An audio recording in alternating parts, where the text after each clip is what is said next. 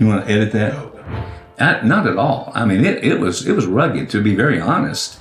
But it was just the Spirit of God used by men of God who were not perfect, who didn't have it all together, but they were committed to doing something for the next generation. And God moved. Yes. And He worked. Yeah.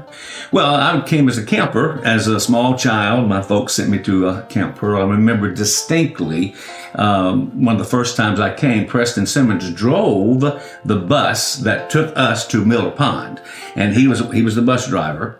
So he was my pastor, the only pastor I ever had. And that was where? In Dry Creek, same in Dry Creek Bible Church today. And as we were going home, I rode the bus with him. He took me home that night. As we drove off, I can remember saying, you know what? My spiritual batteries have been charged, and I hope they never drain. Oh. And it's had such an impact upon me just as a small boy. Yes, yeah.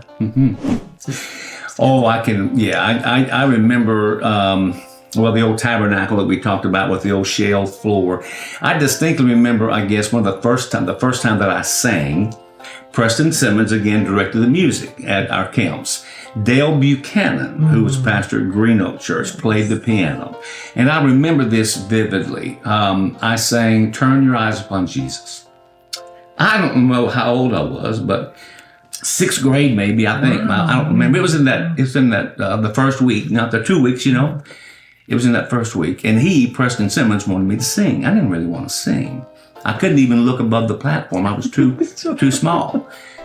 He introduced me. Preston Simmons did. Brother Simmons did. So I go up, and so I'm having to lean up and put my head up above and pull the microphone down. And I was scared stiff. And remember, the piano was down below, the big raised platform. And Dale Buchanan was playing "Turn Your Eyes." And I was just I'm not even sure how I started, but he was so kind and gentle and just smiling, and it just made it so comfortable to be able to sing. And those choirs that we talked about. Yes, because we would sit on those front rows, and when they said, "We need a choir," and we bolt up to that. And then interesting, I don't know what it was. That seemed to be the highlight. It wasn't the activities as much as it was. And remember the afternoons that we would just come together around the piano, and Linda would play, and there'd be just a group of us all singing songs.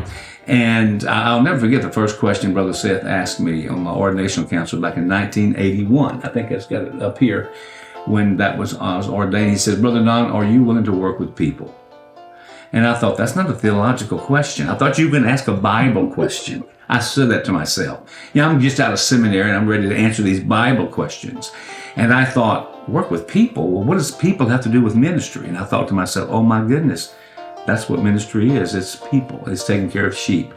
Some of these campers, I distinctly remember being by the pool on a Friday afternoon, and I'm not exaggerating, when I had one kid who wrapped his arms around my legs, begging me, "Please don't send me home. Could I just live here? Could I just live here?" And again, it was because I think for the first time this kid was shown unconditional love and the truth of God's word and the Spirit of the Lord, and the environment that was here radically changed that person's life. I sense in many ways that there are parents who are concerned for their kids. And the hub of Camp Pearl Ministry still remains in the summer. I say that wherever I go, that's still the core from the 6 weeks now that we have during the summer. Now, we're year-round from January to December, and most weekends are filled and stuff during the week now.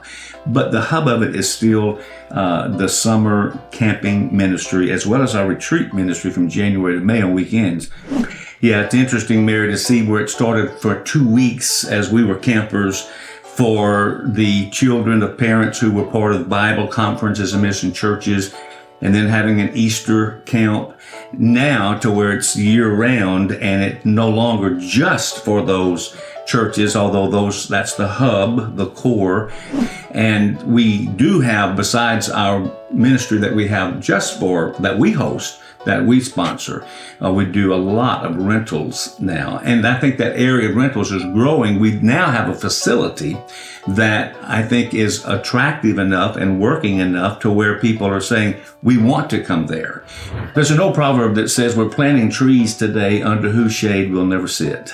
And so that's what we're doing today. We're still planting trees until Jesus comes again, under whose shade we may never sit. But you know what? Those folks that we talked about who began, Seth Baggett, others at the beginning, they couldn't visualize what it is today. Yeah. But they're not enjoying the shade, but they're appreciating the benefits of the investment that they had in those years. Exactly. Thank you for your time today. Mm-hmm. Well, thank you, Mary. I think the best is yet to come. Yes. You Amen. bet. You got it. Right. Thanks. You want to edit that? Keep going?